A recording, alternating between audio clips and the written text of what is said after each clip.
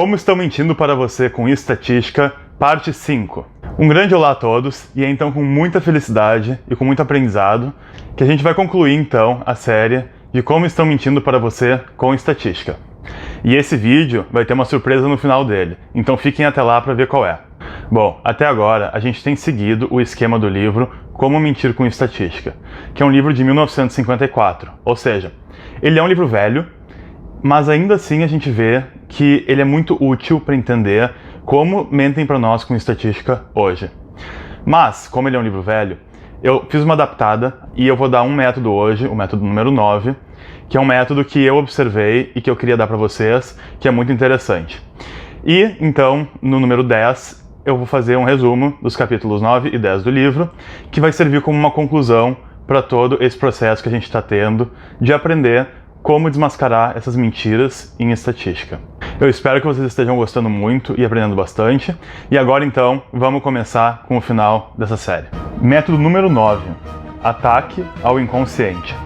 Esse método é um método que eu vejo que é muito comum. E ele é praticamente imperceptível, tá? Por que isso? Ele não é um método que vai conseguir enganar vocês de primeira.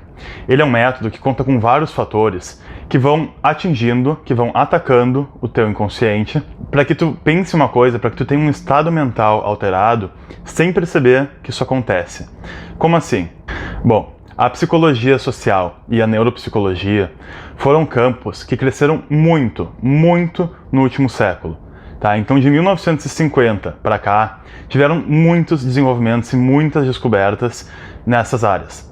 E eles incorporam os descobrimentos nessas áreas com técnicas de manipulação.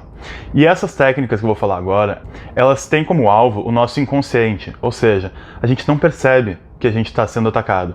A gente não consegue perceber claramente. São técnicas muito sutis que a gente realmente não consegue perceber o que está acontecendo. E não tem como argumentar nisso. É simplesmente uma opção optimizada, tá? E a gente não vai conseguir nunca desmascarar dessa forma. Mas a gente vai conseguir perceber para não deixar ser enganado. Então, o primeiro ponto que eu quero mostrar são as cores. As cores que a gente usa têm um efeito muito grande em como a gente percebe. A gente realmente percebe as cores e elas alteram o nosso sentimento. Elas alteram o nosso estado psicológico.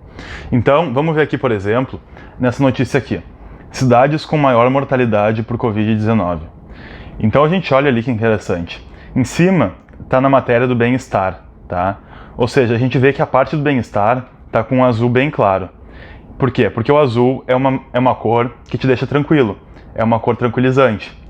Mas quando tu vê ali na parte do coronavírus, ele está em vermelho. É uma cor mais pesada. É uma cor que deixa com maior ansiedade, com maior medo. Então aí, tu não tem como argumentar que eles estão tentando manipular por causa da cor.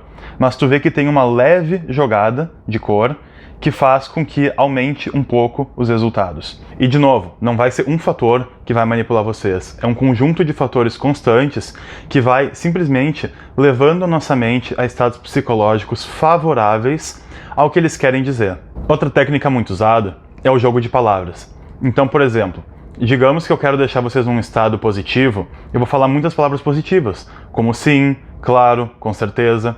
E se eu quero deixar vocês num estado negativo, eu vou falar várias palavras negativas, como por exemplo, não, nunca, jamais. Então, por exemplo, digamos que eu vou falar a frase, eles não estão atacando o consciente. Então, eu posso simplesmente falar isso da forma, eles não estão atacando o não inconsciente. E assim eu vou falar não, in. Então vai ser uma dupla negação e isso vai botar vocês num estado mais negativo da mensagem. Vocês vão receber a mensagem de uma forma mais negativa. Vocês vão ficar com um estado psicológico mais negativo. E se esse for o meu objetivo, eu vou conseguir fazer isso devagarzinho, entenderam? Então aqui, por exemplo, a gente vê nessa matéria, ato em São Paulo contra Bolsonaro descarta isolamento e conta com policiais mediadores. Então olha que interessante, aí ele fala, ato contra Bolsonaro descarta isolamento. Ou seja, descarta. Essa é uma palavra que pode ser usada tanto com o isolamento como com o Bolsonaro. Ou seja, descartar o Bolsonaro seria rejeitar o Bolsonaro, seria botar ele para fora de jogo. Então tu está usando uma palavra que vai deixar com o estado mental de descartar. Ou seja, tu põe Bolsonaro, descartar. Entenderam? Isso atinge o inconsciente de vocês, de uma forma bem pequena, mas vai atingindo, entendeu? E essa é uma manipulação forte. Outras coisas como expressões faciais, então botar fotos de pessoas sorrindo, fotos de pessoas tristes, foto de pessoa com raiva, vai deixar vocês num estado mental parecido. Então se vocês verem uma pessoa com raiva, vocês vão ficar num estado mais de raiva.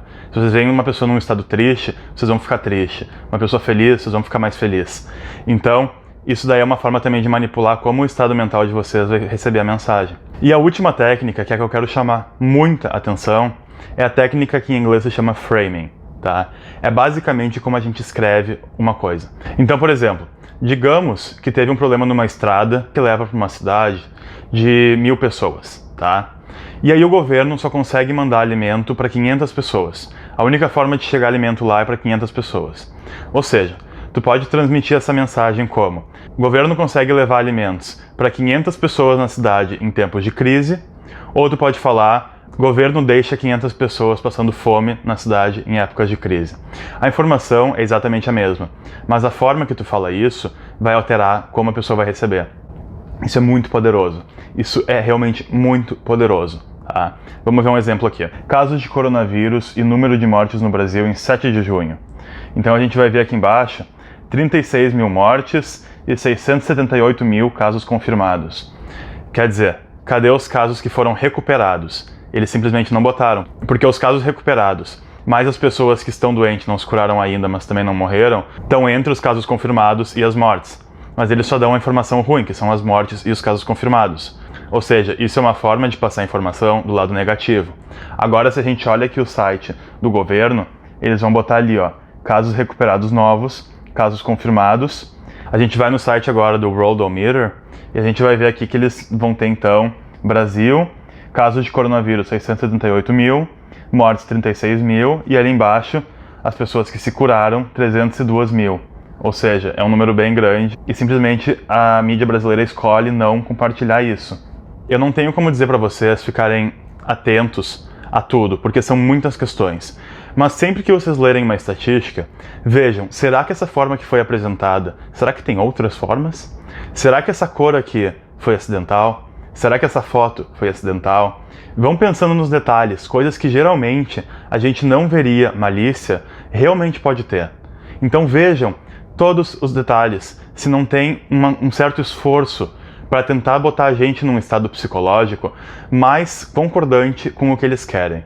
E agora, vamos para o nosso último método, que não é bem um método de como mentem para nós com estatística, mas mais um método para como que nós vamos perceber as mentiras com estatística. Ou seja, eu vou dar um método para vocês de como seguir para como perceber as mentiras na mídia e como perceber as mentiras estatísticas em geral. E eu escolhi então o nome do último capítulo do livro, que é Método número 10. Enfrentando uma estatística de homem para homem. Então agora a gente vai ver como que a gente vai detectar uma estatística falsificada e combater ela. Para fazer isso, a gente vai usar então 5 métodos. Método número 1. Quem diz isto? Vocês têm que fazer a pergunta. Então a primeira coisa é procurar a intenção de quem está apresentando os dados. Um laboratório, porque quer provar uma coisa específica, uma empresa que quer reportar uma coisa específica, ou uma mídia podre que é financiada por uma agenda e tem um certo motivo por trás. Ou seja, qual é a intenção de quem está publicando a estatística. A gente tem que lembrar que esse quem, ou seja, quem está publicando a estatística, pode estar oculto. Por exemplo, autoridades mostram que números de não sei o que. Sim, mas que autoridades? Se não fala que autoridades, é uma bandeira vermelha de que algo pode estar bem errado e algo pode estar bem malicioso. Se dão o nome de uma autoridade ou de uma instituição, a gente tem que se assegurar que essa instituição ou essa autoridade, eles estão de acordo com o dado, e não só meramente perto desse dado. E aqui a gente tem que lembrar sempre, e isso é muito importante, que muitas instituições, elas vão usar o seu nome e a sua reputação para botar mais respeitabilidade no que eles falam. Então várias universidades às vezes põem o nome simplesmente para as pessoas não contestarem. E agora a gente viu a própria Organização Mundial da Saúde que compartilhou informações falsas com a autoridade do nome Organização Mundial da Saúde. Então esses nomes eles são usados para dar reputação mesmo quando não tem reputação na estatística em si. Número 2. Como é que ele sabe Vocês têm que fazer a pergunta. E aqui a gente vai ter que ter cuidado com uma evidência que tem aquela amostra tendenciosa. Lembram? Com aquela amostra que tenha sido impropriamente selecionada ou que tenha sido realmente autoselecionada. Porque isso geralmente mostra que tem um viés muito grande. Ou seja, se as pessoas voluntariamente participam, se as pessoas se autoselecionam para participar de uma pesquisa. Vocês têm que fazer sempre a pergunta: será que a amostra é grande o suficiente para concluir o que eles concluem? Com uma correlação, a gente tem que perguntar a mesma coisa. Será que essa amostra é grande o suficiente para concluir algo? E para tudo isso, tem métodos estatísticos de como calcular o número de participantes. Mas o interessante da estatística é que ela é baseada no mundo real. Então, como um leitor ocasional, a gente não vai conseguir fazer o cálculo estatístico de quantas pessoas precisariam para uma precisão específica, tá? Mas a gente pode ter uma noção do que é absurdo ou não. Então tu vê o tamanho da população que tu está tentando fazer inferência sobre, e tu vê o tamanho da amostra. E tu vê que às vezes realmente é muito pequeno e não é uma amostra significativa. Eu vi até que comentaram bastante aqui sobre isso, eu achei bem interessante. E realmente isso, a estatística, ela é baseada na vida real. Então a gente sempre vai ter noção das coisas que são reportadas. A gente sempre tem como ter noção, simplesmente através do senso comum, dessas coisas. E aí a terceira pergunta que a gente tem que fazer é: 3. O que está faltando? Vocês têm que fazer a pergunta. A gente tem que ter certeza que eles vão mostrar o essencial, que eles vão reportar dados estatísticos essenciais. Como a gente já viu, por exemplo, a margem de erro, que é importante para a gente saber qual é o intervalo de confiança que a nossa inferência vai estar. E também o tipo de média, como a gente já viu, faz muita diferença. E sempre que eles derem uma comparação, a gente tem que ver que é uma comparação real, ou seja, na mesma unidade, na mesma moeda, e tem que reportar com o que está comparando. Então, por exemplo, se eles falam índice de desemprego sobe para 10% no mês de julho. Tá, tudo bem. Mas sobe para 10% de quando? De 9,99 que estava no mês passado ou de 2% que estava no ano passado? Entendem? A gente tem que saber todos os dados, o que está faltando ali para essa comparação e para as inferências. Ou também alguma informação que seja essencial que não foi reportada. Então, por exemplo, tem um histórico muito grande no mundo de doenças simplesmente porque eles começam a testar mais, ou porque eles facilitam o teste, ou porque eles mudam os requerimentos de teste. Isso é muito comum, tanto em vírus, como doença, como distúrbios psicológicos. Então eles mudam o requerimento e fica mais fácil ou mais difícil de ser diagnosticado. Não é porque as pessoas estão com mais ou menos da doença ou do distúrbio. É simplesmente porque mudou a técnica disso. E essas informações, que são essenciais, elas têm que ser sempre reportadas. Pergunta número 4. Alguém mudou de assunto? Vocês têm que fazer a pergunta. Bom, sempre que a gente está analisando a estatística, a gente tem que ver se existe uma interrupção entre os dados e a conclusão. Como a gente já viu, muita coisa é reportada como se fosse outra, porque quando tu não consegue provar uma coisa, tu prova outra e finge que é a mesma coisa. Então, a gente vê com o exemplo da doença que mais casos relatados não é a mesma coisa que mais casos. Entenderam? A gente sempre tem que falar da mesma coisa. Teve um exemplo numa região da China também, que em 5 anos a população passou de 28 milhões para 105 milhões. E claramente foi uma diferença de medida. Ou seja, eles conseguiram contabilizar mais pessoas, não foi um crescimento real. Muito pouco desse aumento foi um aumento real. E a questão de que correlação não implica causalidade também entra nessa categoria aqui, porque eles fazem uma pretensão. Eles fingem que correlação é igual a causa. A gente já viu que uma simples relação matemática não indica que teve na vida real uma relação de causa e efeito. E finalmente, então, número 5. Isso faz sentido? Vocês têm que fazer a pergunta. Gente, essa é a mais importante de todas, tá? Se eu for resumir tudo que a gente viu até agora, eu vou dizer para vocês que essa é a pergunta essencial. Isso faz sentido? Sempre, para tudo que vocês leem, tá? Tudo, não só em estatística. Tudo que vocês estiverem lendo, você sempre tem que pensar, isso faz sentido? Será que é assim? Vocês vão me ver repetindo isso muito nos meus vídeos, porque eu sempre faço isso. Eu tenho a necessidade de perguntar, isso faz sentido? Será que é assim? Porque isso realmente é muito importante, porque senão a gente foge da realidade. E a estatística, ela está tentando concluir coisas e reportar coisas, ou seja, descrever e fazer inferências sobre a realidade e não sobre algo abstrato. Então perguntar, isso faz sentido? Vai reduzir a estatística ao seu valor real, quando tem muita conversa furada em volta dela. Muita estatística é falsa logo de cara. Daí o que ele fala no livro é isso, que ela é aceita por causa da mágica dos números. E isso causa uma suspensão do bom senso.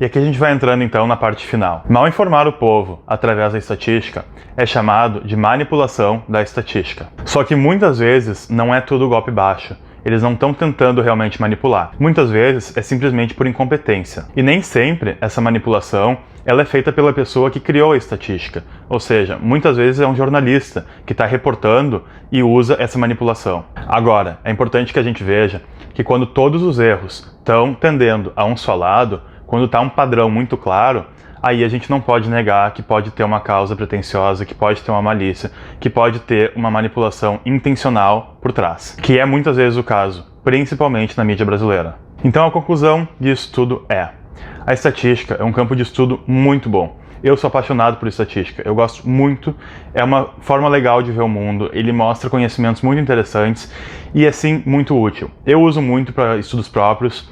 Quando eu quero verificar dados, eu uso muito os métodos estatísticos, porque aí eu sei que a coleta de dados foi feita por mim, que os métodos usados foram feitos por mim e que todos os cálculos foram feitos por mim. Ou seja, eu confio em mim para uma coisa que está sendo feita para o meu conhecimento próprio. Isso eu estou querendo dizer para vocês o seguinte: não é porque um dado é estatístico que ele é inválido, muito pelo contrário.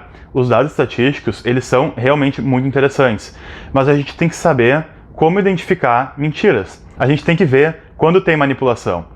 Porque é possível, mas isso não descarta que a estatística é sim muito válida. Então, por favor, não saiam daqui achando que toda a estatística é mentirosa e que tudo tem uma pretensão por trás e um plano por trás, porque não é assim.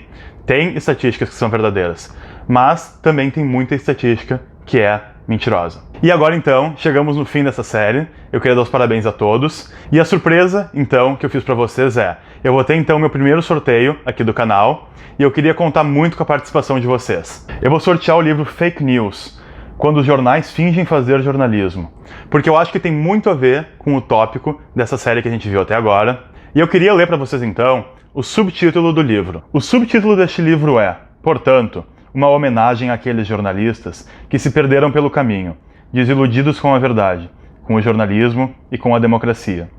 Este livro é sobre as fake news quando praticadas pela grande mídia. Então eu achei muito interessante, ele fala dessa institucionalização da mentira na grande mídia. E eu gostei muito porque ele fala da mídia brasileira, que é uma mídia muito podre. Então aqui eles falam exatamente do caso do Brasil. E eu acho que vocês vão gostar muito desse livro e tem tudo a ver com o que a gente vem aprendendo até agora. Bom, quais são os requerimentos para participar do sorteio? Eu não vou ficar pedindo para ninguém encher saco de amigo, para ficar marcando amigo aqui, para ficar fazendo não sei o que.